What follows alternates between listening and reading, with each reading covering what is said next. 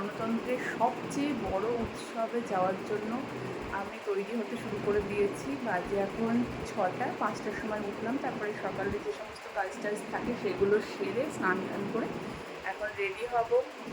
মানে লাস্ট 4-5 মাস ধরে as a BLO যে পরিমাণে আমাদের উপর যা গেল, আজকে মনে হচ্ছে ভোটটা হয়ে গেলে একটু শান্তি পাবো। আর গত পরশু থেকে এত পরিমাণে ফোন আসছে, এই বুথে গিয়ে দেখে আসুন, এই এসছে কিনা, এটা হয়েছে কিনা, ওটা হয়েছে কিনা, মানে বিরক্ত হয়ে গেছে। ভোটটা হয়ে গেলে মনে হয় যেন এ যাত্রায় বেঁচে যায়, আশা করা যায়। অবশ্য আমার বুথে যে 30 জনের নাম বাদ গেছে, তাদের নাম না ওঠা অব্দি শান্তি নেই, মানে একটা মানসিক শান্তি পাওয়া যাচ্ছে না।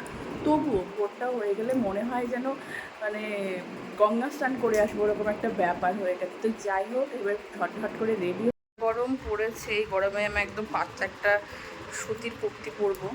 তো ফার্স্টে ভেবেছিলাম এটা পরবো বা এর মধ্যে একটা কিছু পরবো, তবে বললাম না, কোনো পার্টি কালার না পরাই ভালো। যদিও এটা সেরকমভাবে যাচ্ছে না কোনো পার্টি কালারের মধ্যে, তবুও আমি পরতে চাইছি না। তো ভাবলাম যে সাদাটাই পরি।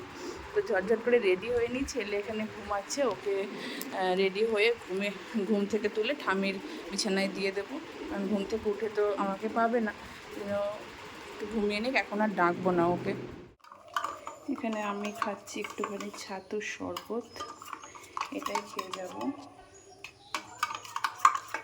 এখানে আমি বানাচ্ছি একটুখানি ওটসের ছিলা, এটাই ব্রেকফাস্ট হিসেবে নিয়ে যাব। তারপরে মা যখন ভোট দিতে যাবে, মা তো আমার খাবারটা নিয়ে যাবে দুপুরের জন্য, সকালে খাবার জন্য একটুখানি ওটসের ছিলা বানিয়ে নিয়ে যাবে।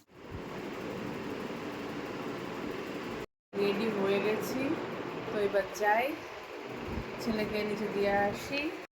এই যে এখানে আমার বাহন রেডি হয়ে গেছে, টিপটিপ করে একটু বৃষ্টি পড়ছে। চলে এসেছি আমার বুথে, আর পিছনে ভ্যাবের স্টিকার লাগিয়ে বসে পড়েছি। এখনও ভোট শুরু হতে 15 মিনিট বাকি আছে। এই ফ্যান দেওয়ার জন্য আমাদের অনেক কসরত করতে হয়েছে, যাই হোক ফ্যান দিয়েছে। আর এখানে আমি সমস্ত কিছু গুছিয়ে নিয়ে বসে পড়েছি, ভোটার লিস্ট। আর আমার এখানে খাতায় সমস্ত অনেক কিছু লেখা টেখা আছে, যদি দরকার হয় সেই জন্য খাতাটাও নিয়ে এসেছি। তাই একটুখানি পরেই দিয়ে গেল চা, আর এইখানে লাইন পড়েছে। বাজে এখন 10টা, আর আমি ভাবলাম একটু ফাঁকা আছে, এই ফাঁকে একটু ব্রেকফাস্টটা করে নেওয়া ভালো। সেই জন্য যে ছেলেটা নিয়ে এসেছিলাম সেটাই খাচ্ছিলাম। আর ঠিক তখনই দেখলাম আমাদের এখানে যিনি কংগ্রেসের প্রার্থী, তিনি বুথ ভিজিট করতে আসছেন। আর একটু আগে তৃণমূলের প্রার্থী সৌম্য এসেছিলেন। ছেলে চলে এসছে ওঠানোর সাথে ভোট দিতে, খাবারও নিয়ে এসছে আমার জন্য। মা ভিতরে ভোট দিচ্ছে আর আমাকে বাবা ব্যস্ত, বাবাকে আবার ফোন করবে না। হ্যাঁ, যাও, টাটা।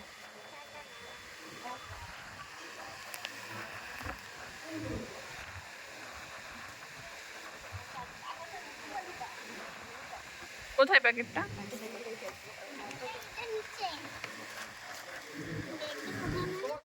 এখন বাজে বিকেল 4টে, আর আমার বুথের 89% ভোট হয়ে গেছে। এখন ওই একটা এরম করে আসছে। আর আমি অনেকক্ষণ বসে আছি, বসে থাকতে থাকতে কোমর ধরে গেছে, তো ভাবলাম একটুখানি ঘুরে বেড়াই। আর আজকে ওয়েদারটা ভীষণ ভালো, কারণ প্রথম দফার ভোটে যে পরিমাণে গরম পড়েছিল, আজকে বেশ ঠান্ডা হাওয়াও দিচ্ছে। আর এই যে এখানে দিয়েছে মোবাইল রাখার জন্য ব্যাগ, যেটা কোনো কাজেই লাগেনি। মানে অনেকেই মোবাইল নিয়ে আসছে, তো আমার টেবিলেই ওগুলো জমা নিয়ে নিচ্ছি। তো ব্যাগটা সেই সকাল থেকে টাঙানো হয়ে আছে, এখনও উদ্বোধন হয়নি। স্টিকার টিকার সবই মারা ছিল, যদিও সেটা লাগেনি কোনো কিছুই। প্রায় সন্ধ্যা হয়ে আসলো, আর এই যে 6টা বেজে গেল, তো সেই জন্য একদম বুথের দরজা বন্ধ হয়ে গেল।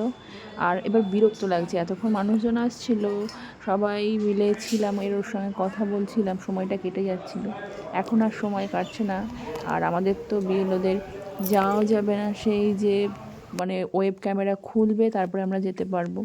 তো এখন কখন সেই ক্যামেরাটা খুলবে, কখন যাব? এখন বাজে 9:45, পোলিং পার্সনরা 7:30টায় চলে গেছে, সিআরপিএফ সবাই চলে গেছে। আমি আর এই স্কুলের সেলফ হেল্প গ্রুপের দিদিরা আর ওয়েস্ট বেঙ্গল পুলিশ আছি। ক্যামেরা এখনও খোলা হয়নি, জাস্ট ক্যামেরাটা খুলতে আসলো, এরকম ঝড় বৃষ্টি শুরু হয়ে গেল। এবারে আমার চিন্তা হয়ে গেছে বাড়ি যাব কী করে। আমি স্কুটি নিয়ে এসেছি, রেনকোট তো কিছুই আনিনি।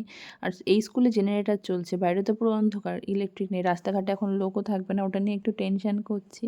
তো ভালোই ভোটটা মিটে গেছে, এখন ভালোই বাড়ি যেতে পারলে শান্তি। আর হাজব্যান্ডও ভোট করতে গেছে, ওই ঝড় বৃষ্টির মধ্যে ওকেও পড়তে হবে, যেহেতু বাইক নিয়ে গেছে ডিসিআরসি অবধি। তো ও ভালো মতো ফিরে আসলে একটা শান্তি পাওয়া যাবে। তো এই ছিল আজকে ভোটের সারা দিন, মাথা থেকে একটা বোঝা নামলো মনে হলো।